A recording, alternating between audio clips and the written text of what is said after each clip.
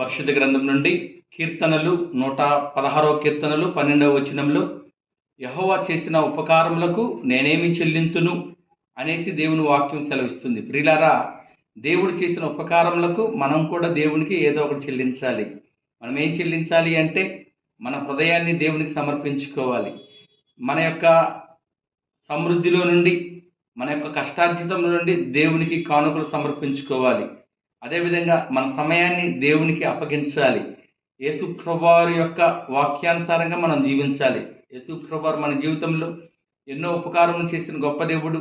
ఆయన ఉపకారములు ఎల్లవెల్ల చేసే గొప్ప దేవుడు కనుక మనం కూడా ప్రభుకి మన హృదయాన్ని సమర్పించుకొని, మన శరీరాన్ని సజీవ యాగంగా సమర్పించుకొని అనిచ్చే ఆశీర్వాదాలు పొందుకోవాలని తెలియజేయచ్చు. దేవుడి వాక్యమును దీవించునుగాక. ఆమేన్.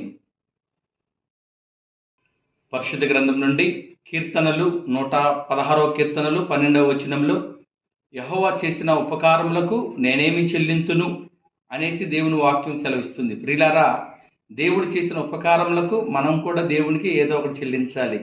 మనం ఏం చెల్లించాలి అంటే మన హృదయాన్ని దేవునికి సమర్పించుకోవాలి.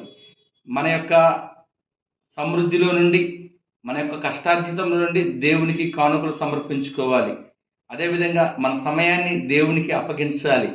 యేసు ప్రభువారి యొక్క వాక్యానుసారంగా మనం జీవించాలి.